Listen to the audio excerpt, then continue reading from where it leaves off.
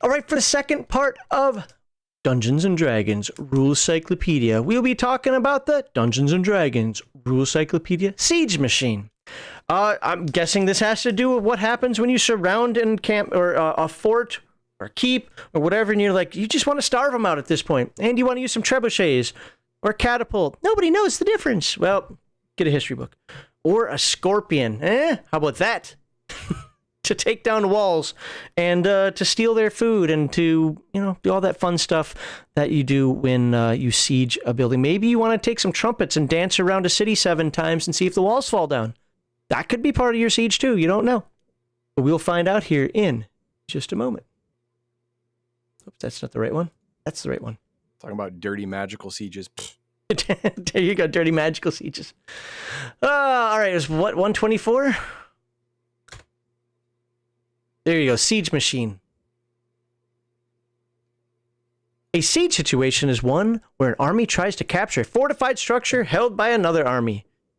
When, in the course of normal D&D game, a siege situation crops up, the players and DMs must decide how they want to resolve it. There are 3 methods. Play a normal game based on the siege.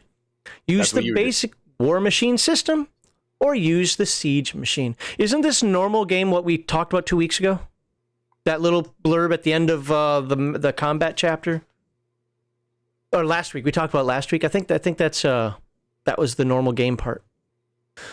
Play a normal game. Each player should review the section on siege equipment from Chapter 4. The siege will probably be a long exercise unless the characters have additional things to do during the siege, or unless the characters have some means to defeat the enemy force in relatively short order. Use the basic war machine. Well, we covered that just a moment ago. Oh, sorry, we covered that 2 days ago. Yeah. And use the siege machine. All right, in this section, we'll describe the siege machine rules.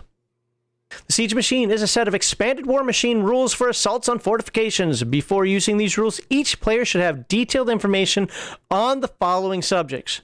The war machine system. Well, good. We just got through that. Probably forgot everything, but we just went through that.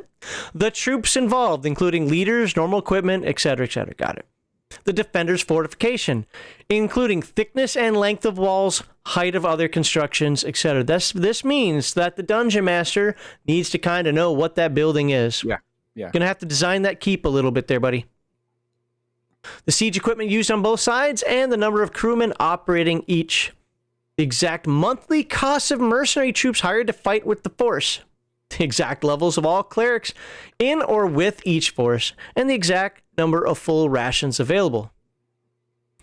Okay, the siege machine is played out in turns of 1 week, also known as siege turns. When the forces within the defensive structure sally forth to attack the besieging force, combat is played out under normal war machine rules. See our last video. All right, attackers' siege options. Depart. Attacking forces leave the battle completely. They're like, you know what? This isn't fun. Come out! No. Dang it. Okay. I'm going home. No further combat occurs. Fair. Bombard. The attackers maintain a position distant from the fortification, but within the range of the smallest artillery used. Artillery and ballista fire is the only possible form of combat. No melee or missile fire occurs. Okay. Sorry, you flame archers out there, but... Harass. The attacking force encamps near the fortification. Some siege equipment may be used, but not all. The attacking force is within range of missile fire. Combat is intermittent in any form except melee. Huh. Okay, I don't know why you would want to do that, because our archers from a fortification, you don't want to be on their rain of arrows.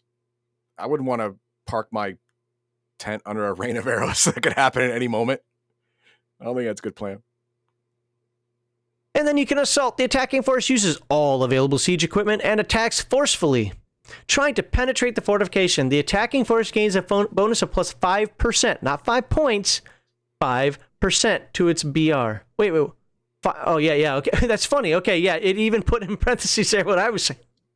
5% to its BR, but the defender's casualties are decreased by 5%. So, higher chance of winning, but they're going to lose less people. Got it. The combat turn is otherwise run normally. Combat is primarily melee with some missile fire, but usually no artillery fire, because you don't want to hit your own buddies. Defender can at any time choose to leave the fortress to make an assault. If an avenue of escape exists, the defenders may choose to depart. Screw this, we're out. If they remain within the fortification, the defenders harass. Defenders cannot bombard the attackers. If defenders make an assault, they lose all fortification bonuses, but may choose the time of attack, day or night, and gain a 10% bonus to their BR, which represents a degree of surprise. Yeah, I guess, okay. Because you could choose when to come out. You have scouters with spyglass or whatever. Oh no, they just sat down to eat. Let's do it now. Yeah, I suppose. Okay. Combat is otherwise run normally using the War Machine combat results table. Standard modifications for normal tactics are used, but the attacker may choose a new tactic that is not bound by the siege tactic currently being used. The number of defenders is no longer multiplied by 4. All right. Oh, yeah, because you're running out. The walls are considered that multiplication. Yeah. If the fortification has a secret exit, the defenders can depart unnoticed. If 10% of the defending force is left to maintain the appearance of strength, only 10%? Wow, okay. That's... Well, yeah, you just got to have people walking around. You know, you could make scarecrows out of armor, hook strings to them so they move around. They won't tell. The departure of the main force can remain undiscovered for some time, varying by the attacker's current tactic. If the attackers are harassing, the departure becomes apparent 1 to 4 hours after dawn. If the attackers are bombarding, the departure will not be noticed. If the attackers are assaulting, the departure is discovered after 1 turn. Kind of like, hey, where'd everybody go? Oh, what? It's like when Napoleon entered Moscow. Where's everybody? What happened? The defender's smaller force may, however, be detected by special squads. Sappers, baby, sappers. If the defender's fortification is not surrounded, defending forces can depart by normal means. If this takes place visibly and during daylight, the attackers gain immediate knowledge and can attack according to normal War Machine rules. Yeah, you're not going to bebop 10,000 people out of your city in the middle of the daytime, and no one's going to notice. That's not going to happen. Right. Now, if the departure takes place under cover of darkness or invisibility, defenders can move up to 1 full terrain unit away from the attackers, so you can get pretty close. If the defenders depart, the attackers may pursue, occupy the fortification, or do both. Artillery cannot be moved fast enough to pursue a fleeing force. Makes sense. All right, preparation. We're not going to do the numbers on this one like we did last time. We're just going to go through it. Find the cost for each side. Each player needs to find out the weekly payroll, food and water supply, and ammunition cost for his entire force. Already, I'm out. He is not a spreadsheet gamer, and this very first number 1 is super spreadsheety. Yep. And so he doesn't want to do it. What's funny is I don't like hand waving things. Like, I use Forbidden Lands all on Friday, so I'll do it again as the example. Is I like the abstract nature of the survival. It's a very simple roll. Either do it or you don't. You don't die day 1, but you do have to think about it. I love that concept. I don't want to keep a list of every, kcal of food that I've got. Well, this beef jerky will give me 200 calories, but I need 2,000 per day, so I got it. No, I don't like doing things like that. Ammunition costs for his entire force, screw that. I'm not interested. I'm not a logistician. Heathen Dog's the quartermaster, not me. There you go. There you go. And I always skim, so, whatever. Review the detailed notes given for each topic at the end of the section. Each player notes the amount of money, rations, and ammunition he has on hand at the start of the siege. Find the BFR, troop class, and BR for each force. We did that last time. Or last video, sorry. List and compare siege details. The defending player makes a list of the walls, buildings, moat, and other parts of the fortification, plus all unconcealed siege weapons in use. The attacker lists all the unconcealed siege weapons he's using. Guessing it's going to say. Is that it? Of the attacking force. The list should not include BR values. When finished, the players trade lists, and both players can make notes if desired. At the DM's option, reinforcements can arrive later to aid either of the defenders or attackers. In this case, the player receiving the reinforcements should make a second list and recompute costs. Oh my god. BFR, troop class, NPR bonus. Look, I want to be very clear. If you enjoy this, I'm glad it's here for you. And that's why I'm going through it and not just saying, screw this chapter, I'm out. I'm just 100% not interested. Calculate total BR bonuses. Both players take back their own lists and privately note the BR bonuses for each item while adding concealed equipment information.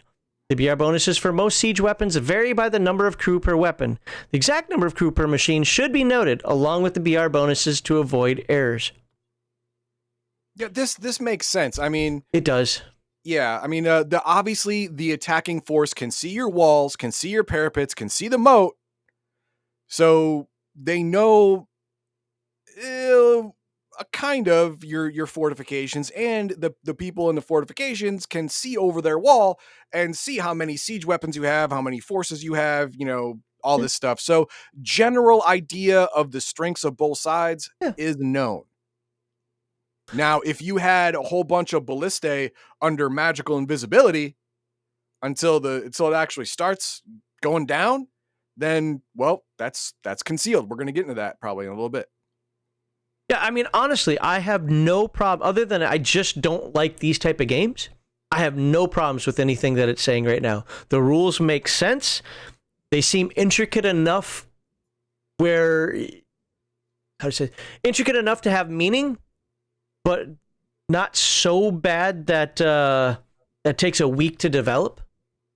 I mean, we could do this at the table right now again. I'm not going to, but we could do this at the table right now again and just see how this played out. But like I said, when you're talking about swapping sheets back and forth, comparing notes, looking at Intel, I don't want to be an Intel analyst. I'm sorry. It's not my thing. Defender finds the total BR score and siege weapon bonuses. The defending player adds the total defensive bonus to the original BR score of the force to find the total modified BR. The score is not revealed at this time. Additional bonuses for siege weapons will vary by the tactics used by the attacker, but can be calculated at this time as follows. And let's be honest, why is it not revealed? Because the attacker doesn't know. Yeah, until it goes down, you're not going to know exactly what the defender or attacker has. Right. Attacker bombards. Attacker adds all of the bonuses for artillery, plus half of the bonuses for ballista. Attacker harasses. Attacker adds double the bonuses for artillery and adds the full bonuses for ballista. Really? So, well, now remember, harass is more dangerous for the attacker because they can be attacked even by missile weapons at this time. Yeah, but he's only using part of his part of his force. Remember? Okay. All right. I'm not going to argue. It seems odd to me. If you're bombarding, I think you'd get the bigger bonus for artillery. But okay. And the attacker assaults. Attacker adds no value for artillery, but adds double the bonus for ballistas. Yeah, that's when you're basically trying to climb the walls. Mm-hmm. Attacker calculates BR bonuses for each tactic. The attacking player privately calculates the siege equipment bonus that will apply to each tactic chosen, as follows. Bombard, all artillery bonuses apply, plus half the ballista bonus. Didn't we just read that? Harass bonuses for ballista, timber fort, and mantlet apply. Some or all artillery bonuses can apply if the attacker decides to use artillery despite possible casualties to the crew. So all of your troops are considered close. So if you use like huge AoE siege weapons, you're going to hit your own people. And as you're getting close to, you're going to be hopefully hiding under a little bit of cover as you're rolling that the door ram in, So all miscellaneous equipment bonuses apply, plus double ballista bonuses. Artillery bonuses may apply if the attacker decides to use artillery despite the possible casualties. Sir, we'll hit our troops. Yeah, but we'll hit theirs as well. Order of events. Okay. Once all the preparations are made, you can conduct siege combat. Each game week, so each siege turn follows the sequence. Deduct the cost for the battle week. Ignore the step for the first battle of the siege. Apply it to the second subsequent battle rules. If the defending force chooses to harass, siege combat continues unless the attacker departs. Each player deducts costs for the turn as follows. Payments. Pay your dudes. Sustenance. Feed your dudes. But I play a girl. Then you're not in war. Go make me food. Ooh. Ammunition. Each side deducts 1 week, or just count your ammunition. Dominion costs. If the end of a month occurs at the end of a battle week, each side makes appropriate adjustments to their dominion treasuries, deducting normal costs and adding normal income. However, a ruler under siege cannot receive dominion income. If a secondary ruler has been previously designated, the dominion accounting continues normally. It's good to have a backup plan, but it's also bad to have a backup plan. What if he doesn't care that you're being besieged? Because, he'll be collecting all your money and you're never going to get any. Right? Modify BR for field of battle. Battle modifications for troop ratio, morale, environment, immunities, and fatigue should be done openly, but without revealing the starting BR. Okay, so yeah, the attacker will see the modifications, and he'll know how many troops he killed, how many walls he's taken down. Defender will know how many trebuchets and catapults that they've taken out. Oh, that makes sense. Some bonuses for terrain also apply. Remember that when calculating the troop ratio, the number of troops defending the fortification is multiplied by 4. Fatigue automatically lasts for 1 week instead of 1d4 days. Oh.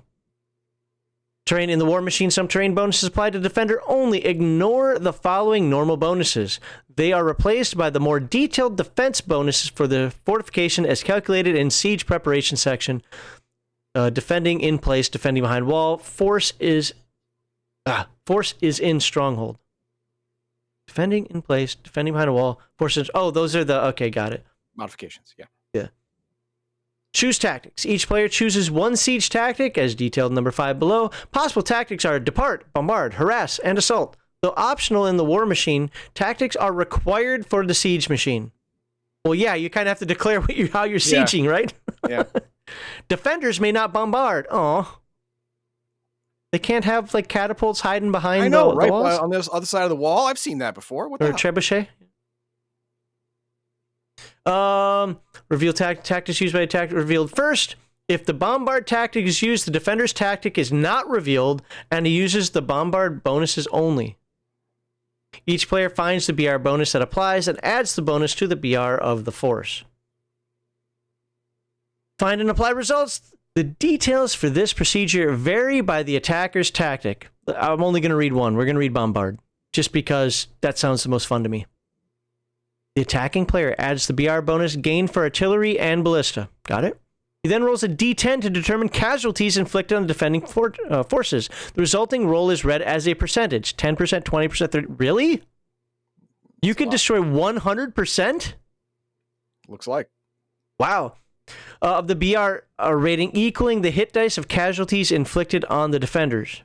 The defender follows the same procedure but rolls 2d10. Okay, yeah, this example. No. Scroll back up.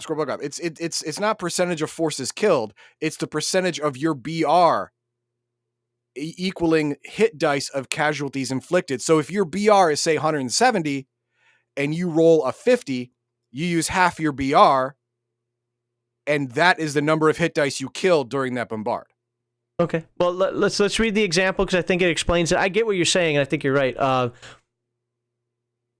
So, for example, the attacker has 85 BR points of artillery, and the defender has 40. The attacker rolls a 5, causing 42.5 hit dice of casualties. That's 50% of 85. Defender rolls an 11, causing 44 hit dice of casualties. 110% of 40. Defender rolls an 11. Oh, okay, so I got it. Remember, the defenders multiply by 4. So it's multiplied by 10. Okay. Hold on here. The attacker rolls a 5, causing 42.5 hit dice of casualties. That's to the entire BR. Got it. So yeah, I mean, again, it's still basically killing 50% of the troops. So 44 hit dice of casualties.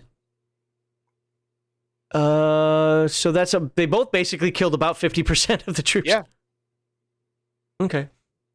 Each player rolls D percentile and adds the result to the BR of the force. Oh, wait, I wasn't going to read all these, sorry. You can see the harass and how much the ballista costs, assault. how many people it needs, and all that stuff. And again, if you're into this, I am glad all this information is here. Look at that. Ammo cost per week, it gives you a BR bonus. This is how much it weighs. Remember, encumbrances in coin. Trebuchet probably has to be pulled by a team of horses, or put on a ship, or on a rail car. I mean, what? There you go. Anywho, I'm moving on. Casualties. Oh, Lord. Casualties resulting from harass or assault tactics are applied normally. Casualties from artillery bombardment are determined separately as explained above under bombard. Casualties from the attacker's artillery may affect both sides, depending on the tactics used by the attacker. Divide the total hit dice of casualties by the average hit dice of the lowest level of troops. Divide the total hit dice of casualties by the average hit dice of lowest level of troops. The result is the actual number of casualties. Okay, I was trying to put this in context of what Heathen Dog and I did last video. Okay, yeah. Okay, let's do it this way. The elves had an average hit dice of, they were level 2, right? So just say 2 hit dice, right? And if you did 44%, what was it? What was the in the example? It said what? Depends on which side was which. Just go with the 44. No, 110% was the one. It was 40. It was 44 hit dice. Yeah, 44 hit dice. So I actually killed 22 people because each one has 2 hit dice. I got you. Yeah. So if it were a siege fight, I only killed 22 people instead of 175. Right. We're conflating weird numbers there, and I'm only saying this for the people out there. I get what Heathen Dog was doing, and I'm perfectly in with his math, but I just, for the pedants out there, be like, whoa, that doesn't make sense. He's actually not talking about the 500 that I had. He's using the numbers that were based on these. The example. The recent example up here of the 85 BR versus the 40 BR. So, yeah, it would actually be more elves than that, but yes. Base his example that he said there, which with our most recent example, not the one from the last video. Yeah, the only thing from the last video I used is the hit dice of the troops, correct, of the attacking troops. That's the only thing I used from the last example. As with normal casualties, consider half of them dead, the other half is wounded. 11 dead, 11 wounded. Got it. If it's not even, do not round off. Consider the fraction as 1 wounded casualty. The exact it's troops. Only a finger. Get back up, bite your bloody leg off. Rub some dirt on it. Get back in the game. There you go. The exact troops to which casualties are applied can be designated for more realism, but this is not required. If artillery is used in a war machine battle involving no fortifications, double the number of casualties and apply 100% to the enemy troops. Wow. Well, yeah. I mean, if you can't hide behind a really thick wall, that ballista is going to suck. All right, other details. Concealed and false information. I am not getting into this. No, secret nonsense. Okay, yeah. If you miss war games, this is your jam. This is it. This is your jam. It's like, remember when we used to play, army men as kids, the little green and brown army men? Yeah. This is the actual rules for that. Here we are. If you think fondly of those days of yore, then this is for you. If you're like, why would I want to do that? Number one, I agree, and number two, this is not for you. Well, honestly, there are a lot of people out there who like to do the siege. I get it. I mean, it's not for me, but I get it. It's heroic. It's big. Kind of puts you in this like epic battle. I understand all of that. I just don't want to deal with. I'm not a war gamer. Let's be honest. I'm not a war gamer. BattleTech is the closest thing I get to war gaming, and that's pretty simplistic compared to most war games. That's squad combat. That's not actual or one-on-one. Yeah, it's a big giant robot. So when it comes to things like false information, know that it is here. You can read on that if you want on your own. Siege equipment, we're not going to look into. Siege and accounting costs, I don't care. Please don't take this as we're not doing a proper read through. It's just for the purposes of what we're trying to get through here. We already talked about it enough that you have to understand it. I'll let you figure out the math on that. And if you want a payroll, sorry, but I don't want to do an accounting class. Sustenance, go talk to your logistician. Special squads. That is something that more people would probably want to do. Yes, agree completely. Either side can use special squads, groups of specialists with exceptional skills who work towards special purposes. I love sappers. Typical purposes are reconnaissance, demolition, and commando. See, the commando would probably be what I have the players do. Yeah. Actually, any of them, because I can find fun adventures for all of them. Yeah. Special squads usually involve magic. Magic. A reconnaissance squad might include persons able to fly invisibly, observing enemy forces at close range, or thieves who are able to sneak quietly. A demolition squad is usually formed to destroy siege weapons or a belfry. A commando squad is often formed to remove or capture enemy leaders or magic users, or to get underneath and to get inside. A good party will have defenses against this first one. The other two might be a little bit more difficult, depending on the planning, but somebody just floating around, flying invisibility, a good party will have wards against that. At least, hopefully, you'd think they would. Special squads must be created and defined before the start of a siege. Their existence should not be revealed to the opposing player. Well, yeah, hey, we got a special squad coming in to scout your stuff. Okay, hold on. Thanks for telling me. Right. We're coming to take your leader. Take me to your good. leader. I'll make sure he's got his armor off. Yeah, I'll put him outside the front door for you. Yeah, no, what was that? That Futurama one? We're looking for the president. What was the name of him? I can't remember, but they were looking for the president. They're like, here you go. Special squads must be created and defined. Yeah, we already did that. Special squads operate between siege battle weeks. Their activities are played using normal game rules.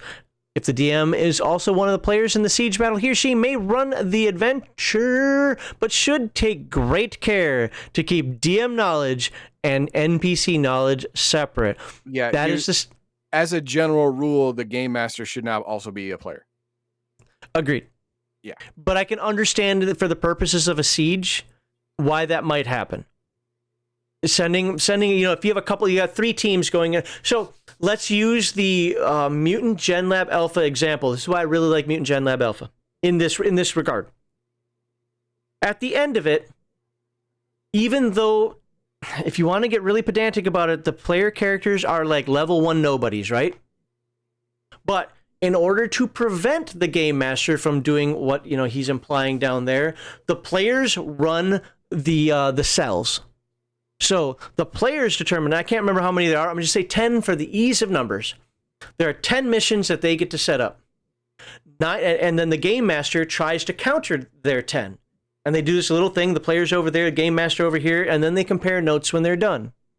9 of them are determined by a random die roll based on the decisions that they made. Think of it like the tactics thing that we did a little bit ago, or in the last video. It's more complex than that, but think of that. Number 10 is the mission, is the adventure for next week. So in that way, the dungeon or the game master can't really skew it because he doesn't know what the players have done. He writes his stuff on a scrap piece of paper. The players write their stuff on a scrap piece of paper. You may want to consider that for here. If you've got three sapper actions going on, and one of them's the players, great. Create the mission for the players, and then have them come up with the plan for the other 2. And then based on what that plan was and how you wanted to counter it before they told you what the plan is, determine the reaction from that. It doesn't take a lot of time. A group of adventurers can become a special squad for Siege. This is an ideal way to play a normal D&D game within the Siege system. The results of a special squad's mission are applied immediately before the next siege battle. For example, actions by a special squad that result in loss of several siege weapons, leaders, clerics, etc., may require the recalculation of any or all combat details. This makes sense. Why would you do it if it was going to be, well, we'll figure that out after the siege? Like, no, the whole point of us is get our butts in here and like disrupt the siege. Field construction. Siege equipment can be constructed at the site of a siege. Each piece of equipment must be constructed under the supervision of a siege engineer. An artillerist is also needed for any artillery under construction. One siege engineer can supervise up to 4 constructions at one time. One artillerist can supervise only 2 constructions at one time. And it tells you in here how much wood and crap you need to make this happen. I'm sorry, again, not interested. I'm glad it's here. This is not a bad part of the book. I'm just 100% wholly uninterested. Hey, let's do a siege battle. Great, call me when you guys have it figured out. Like, that would be me as the player. And we're going to dock you XP for that, great. Sorry, don't care. Not interested. Tell me when I get to do something. Post-siege adjustments. Damage to fortifications. If siege missiles are used during a siege, fortifications suffer a certain amount of damage. To determine the state of the walls, towers, and other parts of fortification, make a damage roll for each attacker siege weapon in use at the end of the siege. For example, 1d8 plus 8 for a light catapult. Add all of these damage rolls together. Multiply the result by the number of weeks the siege has lasted. Defender then rolls percentile and subtracts the result from the attacker's roll. Oh, interesting. So if you somehow do more than 100 points of damage, you're going to inflict some permanent damage to that fortification, no matter what.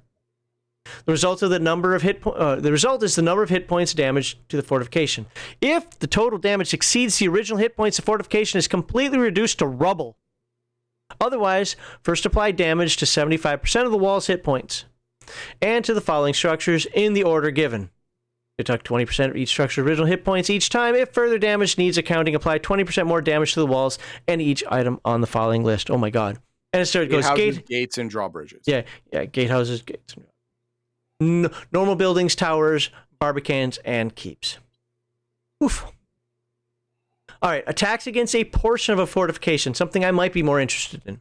If an attacker wishes to concentrate his assault against a small portion of a fortified position, he can do so under the following conditions. The attacker can use no more than 300 troops, but I have 500 elves and they're really skinny. And 4 siege engines per 100 feet of attack frontage. The defender gets the full BR benefit from the section of the fortification under attack. He also gets the full BR benefit for any towers within 200 feet of the area under attack. Okay, yeah, that makes sense. The defender then adds in 1/4 of the BR benefit for the remaining parts of the fortification. That's a little weird, but okay. Probably. Is that like reinforcements or something? Yeah, that's what I was thinking. Okay. Yeah, everyone is posted all around, but if you're definitely only being attacked in this one section, you can pull in a portion of your reinforcements to add it up. So yeah, I get it. All right, additional notes are, the additional notes offered is historical information to stimulate the imagination. Well, I'll let you stimulate your own imagination with that weird picture right there. Okay. Is that a dumbass wizard facing 2 people or facing a guy in plate armor? Yeah. Okay. Hey, think about it. If he's low enough level, or if he gives himself some combat bonuses, remember, wizards in this version are, I think, better at hand-to-hand combat than in 2nd edition. Okay. I mean, they're not great, don't get me wrong, but... No. In the game, there are 5 normal ways of player characters to acquire experience. Oh, yeah, this is a different section. Is it? Wait. Oh, yeah, you're right. It is a full-on different... Okay. Yep. So, well, you know what we're talking about next week? We do. Actually, let me get my notes. Well, maybe talking about next week. We have some comments. I'm going to throw those up on the screen. Yeah, good, because my note cards are all messed up anyway. That's good. Oh no, that's not it. Here we go. This is 2 people saying the same thing. Flinging dead bodies over the wall. That's still there. Hold on, let me get that off the screen. There. And it reset everything. Yeah, well, I had to go up to the other. Flinging dead bodies over the walls to inflict disease on the populations and troops. And then Walter MC said, Special Siege Squad, Plague Squad Omega, go in there to mess up their drinking water. Well, I'd rather have the dead bodies go in and mess up their drinking water. Fair enough. But if you don't have plague bodies to throw over the walls, you have a special squad. A special squad goes in there and poisons their water. Yeah, send all the people with smallpox and measles in there. Yeah. Yay. that siege won't last very long. Of course, you will have to burn everything down at the end. You're not taking anything with you because you can't risk sending your people in there or else they'll get sick. And I'd make sure that they come in from a different direction, maybe like a weak spot in your line so that none of your people get it. Yeah, it's too risky. Yeah, I mean, this is when they don't have anything you want. You just want them dead. Then you can do this. But if they have something you want, you don't want to give them plague. Because if you get what you want, then you're going to give your people plague. What was it that the Mongols did? They'd say surrender or die, and then they'd wipe everybody out, including chickens and dogs, and like they just left nothing standing and then took the stuff anyway? My history on that part isn't exactly accurate, so I can't remember for sure. But Yeah, Paydar says, I'd prefer just to roleplay character actions, but glad that when it's necessary, there are rules available. Exactly, yeah, we agree on that. yeah, that's why I started that one, because I thought that was a perfect, concise way of oh my god, expressing my thoughts on that. Why isn't that up? I thought I clicked that. So, all right, is that it for the comments? Yeah, that's it. Max becomes bored from Siege combat. When I'm playing a role-playing game, I want to play the role-playing game. Now, this is something that maybe let me use the old days when I was in the Air Force. I could sit down and talk with Heathen Dog and Garthon and so on and so forth about in between sessions, maybe. But it isn't something I would want to do at the table. I have no interest in it. Basically, I probably would have said then, and I'll say it now. If I wanted to play BattleTech or Warhammer 40K, that's what I would do. I want to play Dungeons and Dragons. Now, some of you out there are going to be like, "Dude, this is Dungeons and Dragons," and I get it. Then do it. Have fun with it. And I'm 100% glad that the rules are here for you. I do not think that Chapter 9 was a bad chapter.